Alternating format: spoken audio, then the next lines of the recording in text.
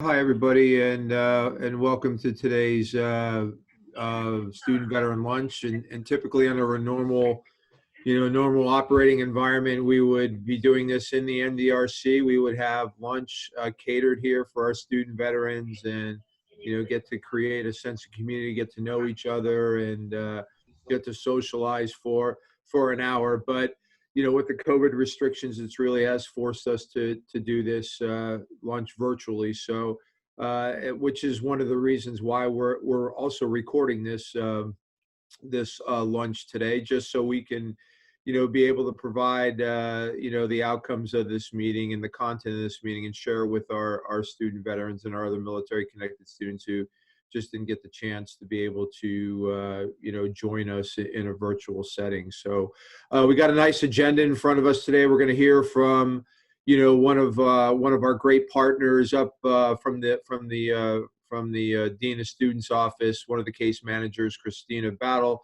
Known Cristina for a number of years, and she's a great partner to have with us here at the university. And then we'll hear from her, and then just get an update from a number of our other folks that are here participating from staff, as well as our student veteran organization. So I'm going to go ahead and kick it over to Vice Chancellor Mike Haney. Mike's joining us today. He's just going to be with us briefly before he has to go to another meeting himself, but he just wanted to say hello, welcome everybody. So Mike, over to you. Thanks, Ron. Ron teed it up appropriately in that I wanted to briefly just welcome everybody. I also will apologize for the fact that we're not together. As Ron said, we typically, in a normal year, would be doing these lunches once a month, and we would do them in person, and we would buy you lunch. None of that's happening right now for reasons that are very apparent to all of you. Though I am looking forward to getting our student veterans back in mass to the Daniela building and the National Veterans Resource Center. And I'm hoping we can do that sometime soon. This is clearly a challenging time for a lot of people for a lot of different reasons. COVID, one of those reasons. COVID has been pretty all-consuming for me over the course of the last 4 or 5 months. In that, in addition to my normal role, I'm sort of out in front of the university's COVID response. I will say that we as an institution have done pretty well to this point, though. We're seeing a little uptick on our campus in terms of COVID cases, though certainly not to the extent that many other institutions around the country and even now here in Central New York are experiencing. I do appreciate everybody's patience with what we're going through, particularly our student veterans who are new to Syracuse University. This is not a normal start to an academic year, and I do promise you, I do commit to the fact that you will get that Syracuse University experience at some point. It might be after we have a vaccine for everybody, and that may take a little while. But I do ask for your patience, with the institution. We had a good meeting yesterday with the leadership of the student veteran organization, and we talked through some things that I think even given the constraints of COVID, that we might be able to do together in terms of some in-person events and some ways to continue to build some community outside of a Zoom session among our student veterans, and both Ron and I are committed to finding ways to make those things happen. So more to follow over the next couple of weeks. But I do think there's some things that we can actually do to get out from behind a computer together and create the community among all of us who have served in a way that maybe can reduce some of the social isolation that I think all of us are feeling this time. But again, thanks for coming out. I know Ron's recording this as well for those student veterans who couldn't join us today. But with that, I think, Ron, I'll kick it back to you. Okay, Mike. Hey, thank you very much. And like I said earlier, I'm going to turn the mic over to one of our, I would say dear partners, Cristina Battle. Like I said earlier, known Christine now for a number of years. We've worked a number of tough issues across campus, and our office, the Office of Veteran Military Affairs, and Dean of Students Office have collaborated and partnered very well. So. Cristina, thanks so much for attending today, and I'm going to go ahead and kick it over to you. Thanks a lot. Thanks, Ron. I'm super, super happy to be here. I'm very bummed that I don't get to see your new fancy building and see you all in person. I was really looking forward to that this year, but we're going to do the best that we can. So like Ron said, my name is Cristina Battle. I'm a case manager in the Dean of Students office. I'm going to go through kind of what our office does, what are some things you might need our office for, but the main takeaway, I want you to use me as a point of contact. If you do ever need anything, you don't know how to get in touch with us, so don't forget my name. Lauren, if you want to go through the slides for me.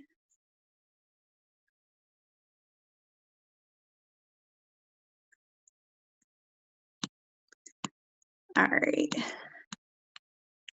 For some reason, I can't see the slides. Can you all see the PowerPoint? Yes.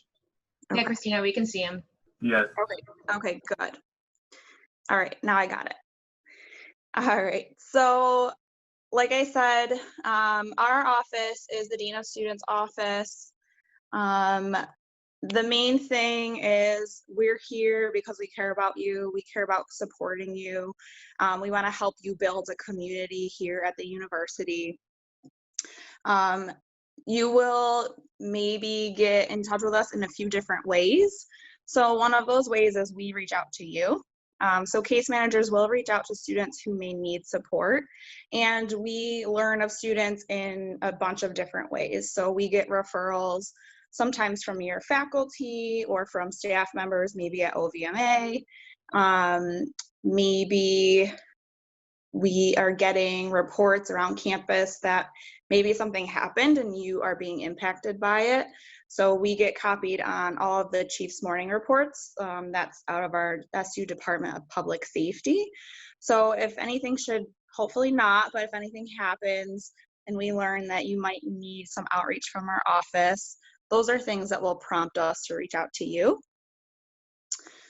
We provide ongoing support with a lot of different concerns. So academic, personal, behavioral, health, financial, relationship stressors. So anything that you can really think of, we are a good place to start. We will work to connect you with helpful resources on campus, and we're going to check in with you as needed. So I'll talk a little bit more about what case management looks like, but it looks very different for people depending on their need.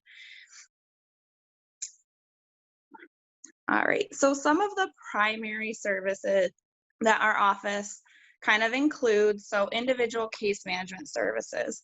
I don't know how many people are familiar with what case management in higher education is, but not to bore you with history, it came out of the Virginia Tech shootings. That was probably about 11 years ago now, if I'm doing my math right, 11, 12 years.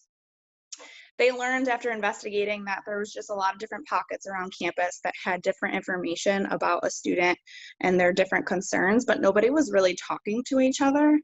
So students fall through the cracks when that happens. So case management was developed so we make sure students don't fall through the cracks. We are kind of a central hub, if you think of us as a central hub of information. So faculty members will give us information.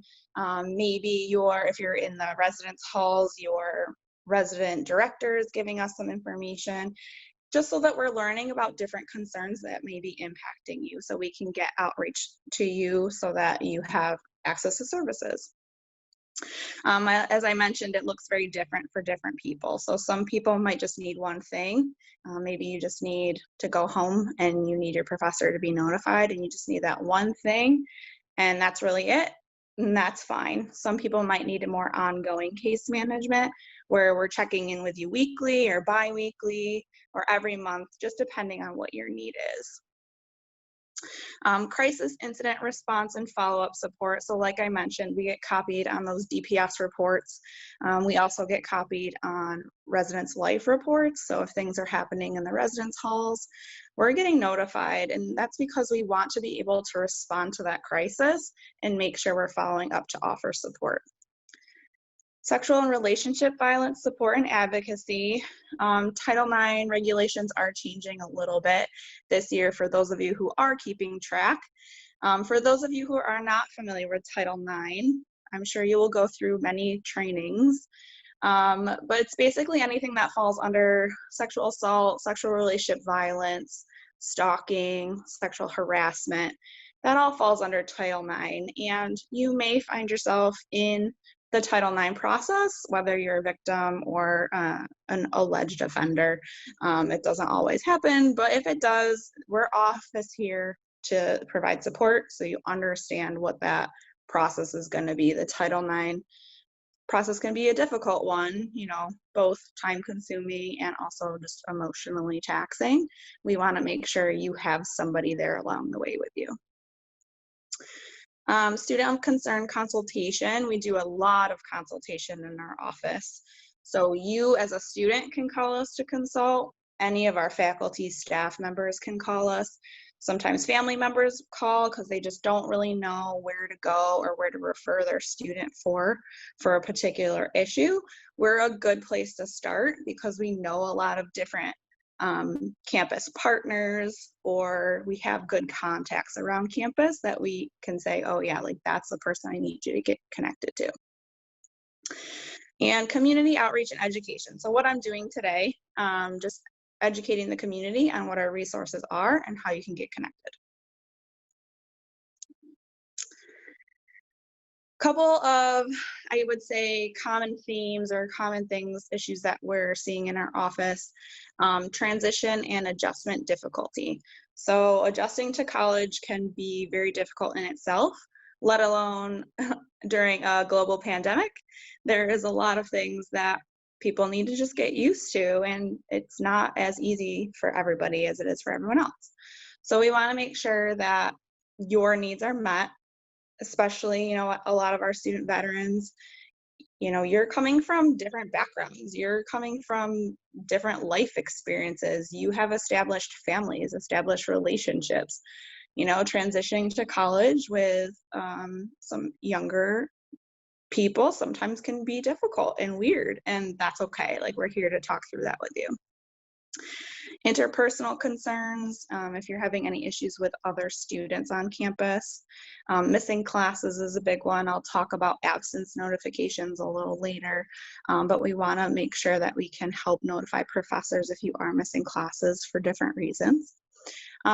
Personal family emergencies, things happen. Like I said, a lot of you probably have families at home, and we want to support you with that.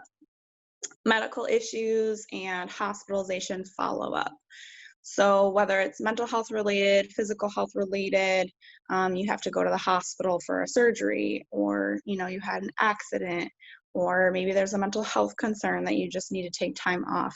I'll talk more about medical leaves, but we do have the option for you to take a medical leave in our office, and we really do encourage that if that's something that's going to help you be successful in the future. If you're just struggling and you're not really sure what office is best for you to go visit. So it might be a little bit different if you're not on campus and you're participating this semester virtually. But there's a lot of different silos around campus. There's so many buildings, so many resources, and it might be overwhelming, and we know that. So we like to say we're a good starting place for you to just ask the question, this is the problem that I'm having. I don't know where to go. Can you help me? And we will definitely direct you. If we don't know where to direct you, we're going to do the research to get you to the right place. We don't want you bopping around office to office, That can be a very frustrating process, and we want to avoid that at all costs. If you are worried about yourself or for a friend, so maybe it's not your own concerns, but maybe a friend of yours is really struggling and you want to get them linked in, we can definitely help with that as well. All right. Some common concerns when transitioning to college that we're seeing: sleep, eating, food concerns. I would say a lot of times we're noticing students are noticing in themselves maybe different patterns in their sleep or eating habits. That can be normal, and it also can be like a little bit of a red flag. So I want you to kind of encourage yourself to pay attention to those things. Am I sleeping less? Am I sleeping more? Am I not really eating? Those are all things that could potentially be flags for something else that's going on. Like we talked about, transition issues, stress, anxiety, family relationships. Again, people have families at home that they have responsibilities for, and we want to make sure that we're supporting you so that you can feel like you are able to help your family and help yourself at the same time.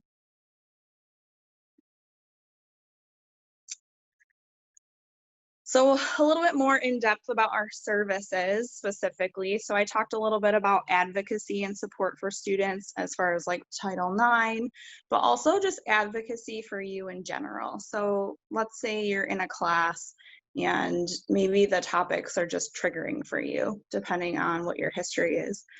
We want to be able to support you with that. Whether it's advocating on your behalf to the professor, whether it's working with our Center for Disability Resources to help advocate for you. We're just trying to be in your corner and have your back for a lot of different things. Absence notifications or medical leave. So these are probably the two most common things we're seeing in our office. The biggest difference between the two is absence notifications are for like a short-term absence. So you had an emergency at home and you're gonna miss classes for 2 or more days. Or sometimes, you know, if a family member passes away and you need to travel out of New York State, there are guidelines right now that we're trying to educate students on before they make that decision. We absolutely don't want to say that you can't go home and be with your family, but we want to make sure that we're giving you all of the information around what the travel restrictions and impact might be. But also sending out this absence notification to your faculty member. We're always talking to you about what you're comfortable with us sharing in that notification, because we don't want to share anything that's too personal. And we also want to give you the kind of the go ahead to make that decision on what you're comfortable sharing or not. Versus a medical leave. So a medical leave is for any mental health or physical health reason where you need to take a semester or more off. There are different deadlines that will impact your aid, your benefits, financial impact. So you definitely want to talk with someone in our office about those deadlines. We don't want to discourage you from not taking the medical leave if you need it. I am a big, what's the word? I am just like trying to fight fears for medical leaves in regards for our student veterans, because there is such an impact to your aid. I'm really trying to educate myself as much as possible on what that impact is, because I want to encourage you and feel good about that decision if you need it. There is a long process. There is documentation requirements for both an absence notification and a medical leave. So definitely talk to our office and we'll talk about what that documentation is. Procedural advising. Hopefully none of you have to go through our student conduct process. But if you do, it is common and it does happen. It's not anything to be ashamed of.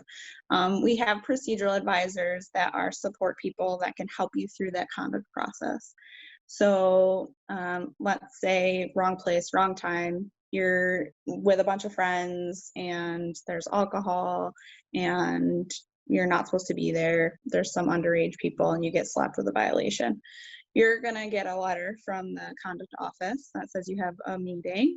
and it'll tell you how to get connected to procedural advisors. Some of your OVMA staff members are trained procedural advisors, so you can always reach out to them, or there's a list of trained advisors that you can use. Emergency aid. So our office partners a lot with our financial aid office and the Hendricks Chapel. So let's say there is an emergency and you need emergency aid, and I'm talking like something sudden happens. There's a fire at your apartment. Your parent is really ill and you have to travel to a different state and you can't afford the plane ticket. Something that's really an emergency. We do have funds available through our office. Our office, it's kind of more of a loan. So we do try to go through different avenues first to see if there's money readily available that you don't have to repay back before we have to go through our emergency aid process, but it is available for you if you need it. Bias-related incident support. We have a bias-related incident program. There is an online form that you can report any bias-related incidents that either happen to you or happen to somebody that you know, that you were a witness for. It can be anonymous.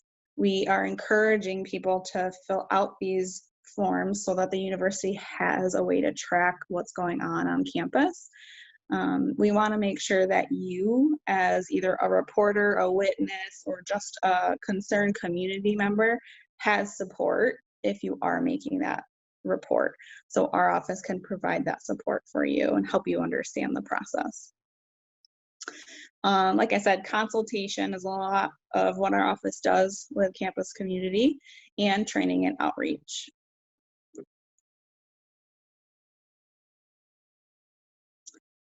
All right, the biggest takeaway I want you to have is ask for help if you need it. We are here. There are so many people on this campus that want to support you. So do not hesitate to ask for help. That's what we're here for. If you're struggling, a friend is struggling, reach out, ask for help. Even if you don't know how, just make that first step and we'll help you figure out your next steps. There's a lot of resources on campus and we'll help you find the right person or the right office to get you connected for the support that you need.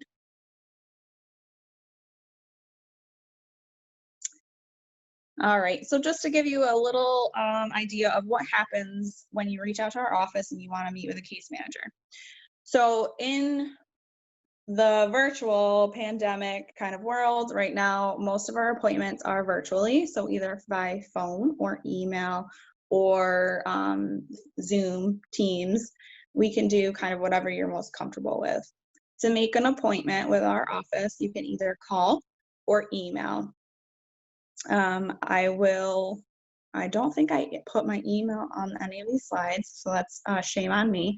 But if you want to write down the email for our office, it's the letter D, the letter O, and the letter S at syr.edu. So Dean of Students, basically, DOS@syr.edu. That's the quickest way to get in touch with our office right now. We do have people that are in the office that are rotating. But without an appointment, you're not really allowed into the building. So we do encourage that outreach by phone or email first. Typically, if you were coming to our office in person, we would have you fill out an intake form. And that intake form just gives us an idea of what your concerns are and kind of how you're doing. Because we're not really in person, we're formulating an online form. It's not complete yet, but we're in the process of doing that. So you'll likely get a link to a form to complete before you have your appointment with us.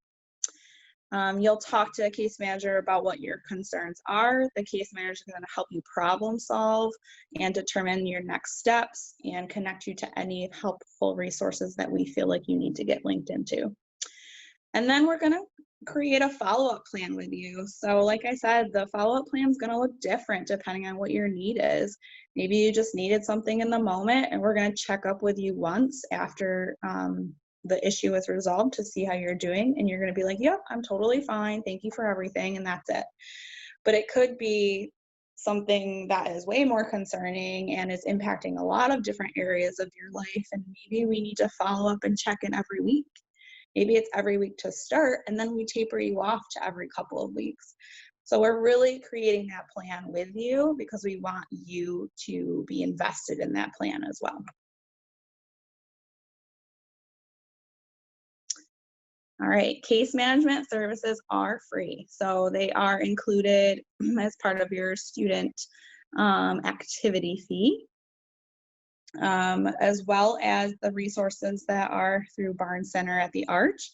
I don't know how much you guys are familiar with Barn Center at the Arch, but it's a pretty cool integrative building. It houses our health people, our counseling people. There is the Office of Health Promotion. They do a lot of really great events.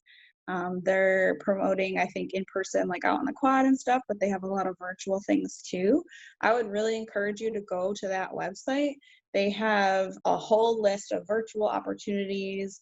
You know, I think it was Vice Chancellor Heaney that was talking about how a lot of us are feeling kind of isolated and by ourselves in this format. So they're really trying to find ways for you to get involved and meet other people virtually. Some of our other common referrals are to your academic advisors. Again, if you need academic support, we're really coordinating with your home college to make sure we have that kind of support network around you. Student living staff, if you are in the residence halls. Our Office of Veteran and Military Affairs, I am very much always bothering Keith, I think mostly, but they are great partners and can be very helpful when it comes to trying to navigate different benefits and different concerns in that way. And just other helpful advisors, counselors around campus who they have specializations in different areas. One note down here, it says that we might work with student living staff to do welfare checks.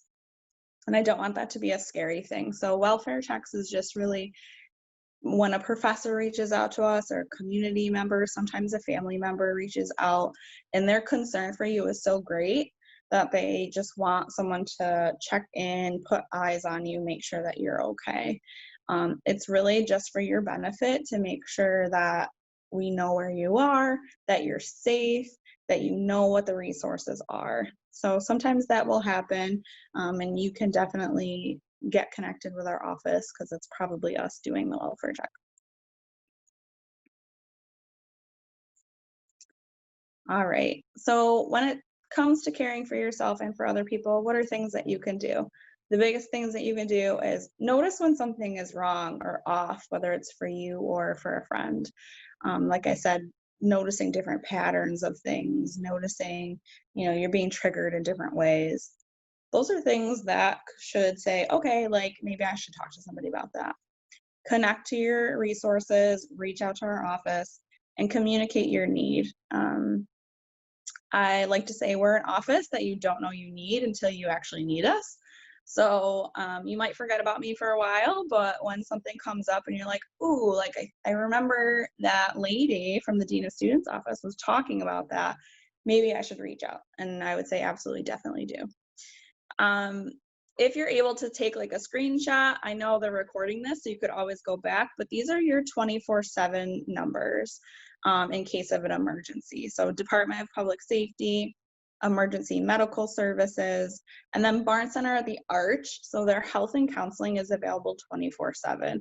And that's really important because if you need help and it's after hours and maybe normal offices are closed and you don't know who to go to, I would say nothing is too little or too big. Reach out to these offices. If you need help or somebody else needs help, it's really important to reach out to these people. We're here for you and we want to help in any way we can. I think that's all of my information on my slide. I tend to talk really fast. It's a lot of information. I don't know if we can do questions. I don't know if anyone has questions, but I'm happy to answer any questions. Yeah, absolutely, Christine. If anybody has any questions, you can go ahead and unmute your mic and ask Christine any questions you might have.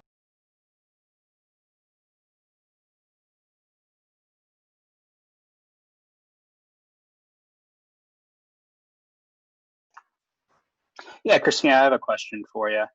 Sure. Joe McDermott, I'm a grad student here at SU. If we are looking for an absence, if we needed an absence, if we're going to miss a day or two of classes, which for me is a serious thing, because that's a day or two of classes is 2 weeks of classes, because I only meet once a week. Yeah. Do you recommend that we do go through you or try to set something up with our professor first? Because my concern is if we go through you, we have an official, it's in the books, it's written, and it's documented. But if we go through the professors, they could change their mind at any moment. Which Yeah. one do you prefer or recommend? That's a great question, Joe. Thank you. I think it depends on the situation. So our absence notifications are for 48 hours or more that you're missing. So if it's just one day, I would say start with your professor, let them know. You don't have to go into detail. It's obviously whatever you're most comfortable sharing about why you're missing class. If for some reason the professor's giving you a hard time, I would say definitely reach out to our office. If it's something that, we can, sometimes it's like things that you maybe have documentation for, and we don't have to share the documentation with your faculty, but we can at least speak on your behalf and say, our office has documentation on file, and we would support your discretion in helping the student and, talk about absences and stuff like that. It is up to the professor's discretion no matter what. So even if it is me saying, hey, Professor so-and-so, I have documentation, I'm raising this absence notification flag, and we're encouraging you to work with the student. Some professors might still be like, yeah, well, my absence policy is my policy, right? That's not the norm. I will say many professors are very accommodating and understanding, especially with all the things happening this year. But I would say if it's less than 48 hours, start with your professor. They might tell you to come in contact with us anyways, but then come to us. If it's more than 48 hours and you know it's something you have documentation for, and it's like and you really want to get ahead of it, you can come straight to us and we'll figure it out. Thank you. You're welcome. Does anybody else have any other questions? If not, Cristina, thank you so much. I do want to say one thing though, when you're talking about, and Cristina talked about, leave of absence. I mean, they're really, really tough decisions to make. And I know there's a lot of, contributing factors that our students take into consideration when they make that decision. And, they'll work with Cristina or other case managers in the Dean of Students office. But I do just want to make a point on all this, that if you are attending the university on any Veterans Administration education benefit, whether it's a post 9/11 GI Bill or voc rehab, whatever, there are financial implications to that decision. Not to scare anybody off, but before you make that decision, you need to make a very informed decision. And so I would highly encourage you, and Cristina talked about this, but I would highly encourage any student veteran that if you're going to make that decision to potentially take a leave of absence, reach out to the Office of Veteran Success, to Keith Doss and Carrie McKeekle or Stephanie Cipriano, and have that discussion with them and try to find out what that impact is going to be financially to you. There may not even be one, but there could be. So before you make that, I think you need to take in all those considerations. So, but Cristina, thank you so much for being here today. We really appreciate it. You attending this, and thanks for your partnership. Yeah, thank you so much for having me. Have a good rest of your day, everybody. You too. Charlie, Amanda, over to you to get an update from our student veteran organization. So Charlie wasn't able to come today because he's in the middle of class, but he did send over, the only note he has for everyone is that they are planning to do a watch party in the Grand Hall of the NVRC for a Syracuse football game coming up on the 26th. And he's going to send out info soon as he has, some more information on all the details surrounding what that looks like. But it will be an in-person event that's hosted in the Grand hall of the MBRC on the 26th. Okay, that sounds good, Lauren. Yep, I was in that meeting yesterday. It looks as though we'll be restricted by the number of folks, so more to follow on the information when Charlie pushes that out. Dan Rubio, if you're on the net, get an update on our PAVE program. Yep. Good afternoon, Ron. Our PAVE program is doing its best to support the incoming veterans. Well, we push out weekly about information about stuff like this and other stuff. I pushed out information about the career fair that's coming up for Syracuse. Our next big thing we're doing is we're going to publish a Facebook page to help us be able to disseminate more information out to the community. That's really all we have going on. Okay. All right. Hey, thanks a lot, Dan. Keith, Carrie, team down in the Office of Veteran Success, any updates that you want to share with our student vets going into the fall semester?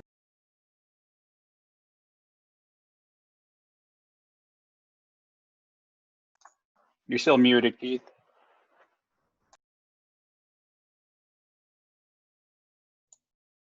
All right, thanks very much. Most people like me muted. Anyway,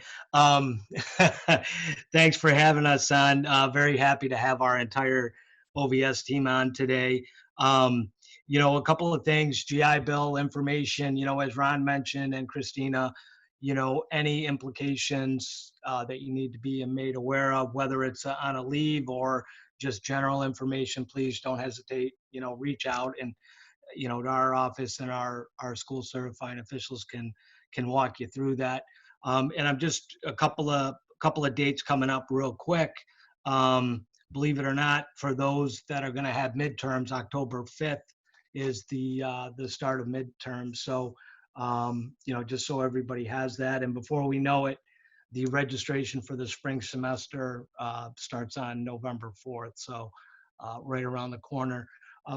As we're into, going into the fourth week of classes now, I think it's important to note a resource that I know PAVE, the PAVE program and the SVO push it out on a regular basis, but the formerly known as the Tutoring Center, the Center for Learning and Student Success, certainly take advantage of that academic program and those tutoring programs that they have available to you. So that is all I had for right now, in case Stephanie or Sarah or Carrie have anything. Okay, I think we're good. Awesome. Hey, Keith, thanks so much. Jennifer Pluta, over to you, Veteran Career Services. Thank you, Ron, and thank you everyone for attending today's call. I really appreciate it. Hopefully I will get some people, viewing this call and because it's recorded. So again, my name is Jennifer Pluta. I'm the Assistant Director for Veteran Career Services. For those of you who haven't yet connected with me, I'm available for appointments and drop-ins. You can schedule time with me on Handshake. Handshake is the career portal here at Syracuse University used by all career services offices. Not only can you schedule appointments and drop-ins, but you can also sign up for events and apply for jobs and internship opportunities, in addition to work study opportunities here at the university. For this semester, we'll be doing a number of things that are veteran careers focused. That's going to be our career and internship fair. That's going to be on September 30th.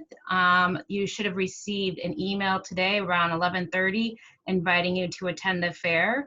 And what you're going to do is log on to Handshake and sign up for the fair and connect with the employers who you want to connect with. But again, you need to do that in advance to secure your spot. In addition, the entire university is going to be having virtual fairs the week of September 28th. So in addition to the fair that I'm hosting, your school and college may also be hosting a virtual fair. So I encourage you to go on Handshake and review the different fairs that are available. There's lots of workshops that are going on right now too, as well as information sessions with employers. So again, I would say log on to Handshake, complete your profile so that you get notification on upcoming events. But again, my name is Jennifer Pluta, and Look for my emails. I've added you all to the listserv, and you should have received a welcome email from me. And if you haven't, just feel free to reach out to me.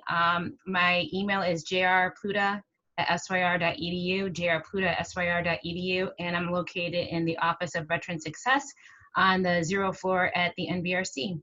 Otherwise, I don't have anything else, and I hope that you guys are having a successful year so far. Thank you.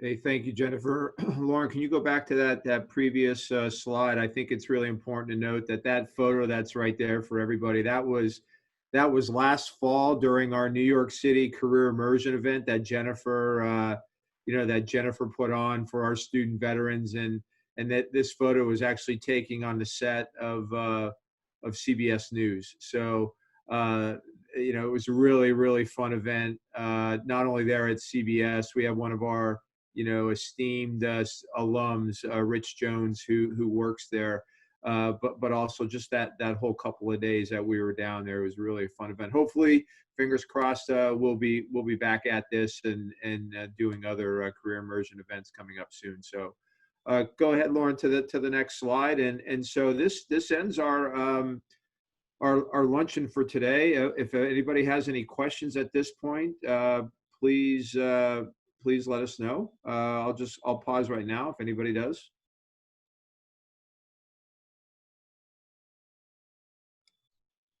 Okay. If not, I certainly appreciate everybody attending today. Again, we do these every month on the, I want to say it's the third Wednesday of each month. With the exception of December and May, and we'll be doing these. If you do have any questions, if something does pop up, you see our contact information right there. It's best to email us at vma@syr.edu. We'll certainly answer your question. If we can't answer it, we'll connect you to the right people who will answer that question for you. So again, just sort of echo what Vice Chancellor Haney said earlier. Welcome to everybody that's here on campus and virtually, and I hope you find this session very informative. And many thanks to Cristina for taking the time out of her busy schedule to be our guest speaker today. So, all right, well, thank you very much, and look forward to seeing all of you